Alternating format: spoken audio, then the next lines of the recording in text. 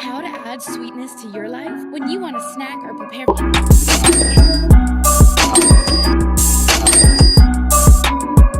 Thank you, Kuya. Kaya patuloy nyo pa akong samahan sa ating journey. Kaya magandang araw sa inyong lahat. Panibagong araw, panibagong misyon na naman tayo mga tol. Medyo tinanghali na nga ako ng gising ngayon. Napuyat kasi tayo kagabi. Kaya medyo mainit na ang pagde-deliver natin ngayon. Kaya tara na at samahan nyo na ako sa ating day 19 of hustling natin ngayon. 22 trays nga ang na-sold out natin. Magandang araw sa inyo lahat. Panibagong araw, panibagong pagkakataon na naman na bigay ng Diyos sa atin.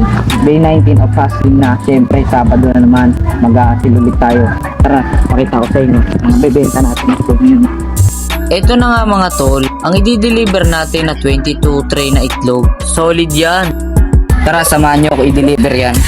Ngayon nga mga tol, ay paalis na nga tayo ng ating bahay. Papunta na po tayo sa ating first customer natin. Tara na at samahan nyo na ako.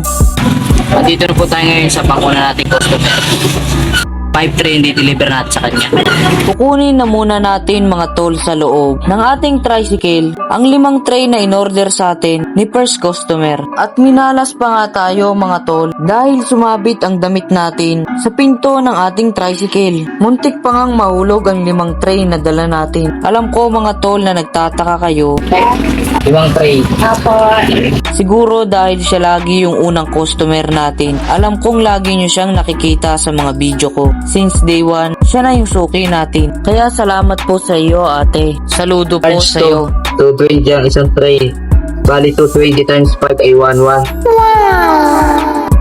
11 ngayon ang mabibenta natin sa isang customer. Ito, Kuya. Thank you. Ito daw po.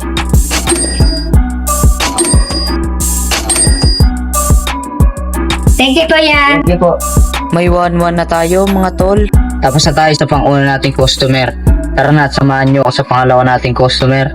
Nagde-deliver tayo doon ng 2 tray.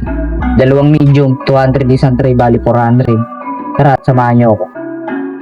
Papunta na po tayo mga tol sa pangalawa nating customer. Kaya nga tuloy-tuloy lang tayo sa ating ginagawa. Dito na tayo sa pangalawa nating customer.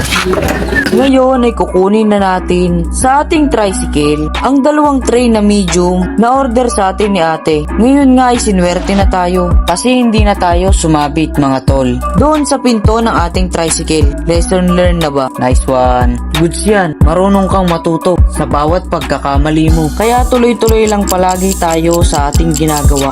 Stay grind, stay positive, stay hard work, and stay consistent tayo mga tol. Pag talagang mahal mo ginagawa mo, hindi talaga natin namamalayan kung gaano kabilis ang oras at araw. Biruin nyo mga tol, day 19 na tayo ngayon. Napakabilis lang talaga ng panahon. Kaya patuloy nyo pa akong samahan sa ating journey. Kaya maraming salamat sa walang sawang pagsubaybay nyo.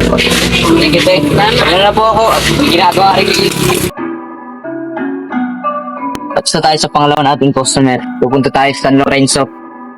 Ayun, 8 tray ang order sa atin nun. 4 na medium, 4 na large, isang XL. Bali 1920 ang mabibenta natin. Tara at samahan nyo ako. Pakaabangan ng part 2.